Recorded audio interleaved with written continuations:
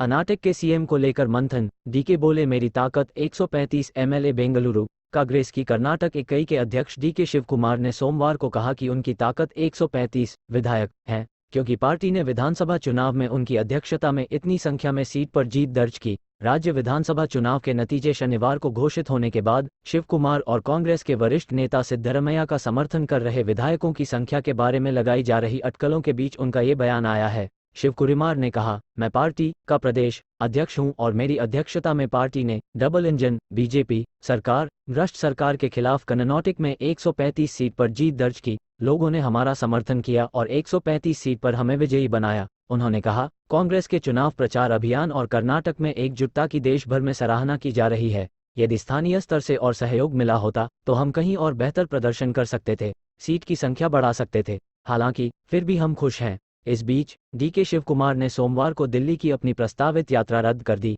जिससे ये अटकलें लगाई जा रही हैं कि इस पद की दावेदारी के मुद्दे पर पार्टी में सब कुछ ठीक नहीं है। हालांकि उन्होंने यात्रा रद्द करने से कुछ ही घंटे पहले इस बात की पुष्टि की थी कि वह दिल्ली के लिए रवाना होने वाले हैं। आरएसएस के पदाधिकारियों से मिले बसवराज बोम्मई पीटीआई बेंगलुरु कर्नाटक विधानसभा चुनाव में बीजेपी की हार के बाद निवर्तमान मुख्यमंत्री बसवराज बोम्मई ने सोमवार को आरएसएस के पदाधिकारियों से मुलाकात की। उन्होंने चुनाव के नतीजे और भविष्य के लिए पार्टी को फिर से तैयार करने से जुड़े मुद्दे पर चर्चा की। उन्होंने कहा, हमने चुनाव परिणामों पर चर्चा की है।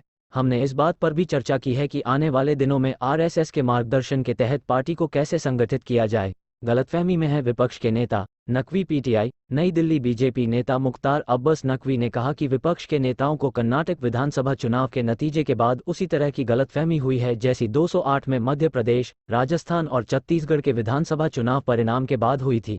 उस समय भी कुछ लोग पीएम मोदी की उल्टी गिनती का गणित बनाने में लग गए थे। DLRCAY पर्यवेक्षक बनाए गए सुशील कुमार शिंदे सोमवार को खरगे से मिलने पहुंचे, पसंद बताने में झिझक रहे थे। एमएलए कांग्रेस सूत्रों का कहना है कि कुछ विधायकों ने विधायक दल की बैठक के दौरान पर्यवेक्षकों के साथ मुलाकात के दौरान मुख्यमंत्री को लेकर अपनी पसंद बताई। हालांकि विधायक सबके सामने अपनी पसंद बताने में झिझक रहे थे, जिसके बाद उन्हें लिखित रूप से अपनी राय बताने के लिए कहा गया। पर्यवेक्षक जितेंद्र सिंह ने कहा, हम रिपोर्ट तैयार करेंगे और इसे कांग्रेस अध्यक्ष को सौंपेंगे। हमने रविवार देर रात विधायकों के साथ कई घंटे बात की, रिपोर्ट के आधार पर फैसला किया जाएगा। कर्नाटक विधान परिषद में नेता प्रतिपक्ष BK हरिप्रसाद ने कहा, पर्यवेक्षक ने विधायकों से अलग अलग मुलाकात कर उनकी राय ली और मुख्यमंत्री के नाम को लेकर गोपनीय मतदान कराया गया।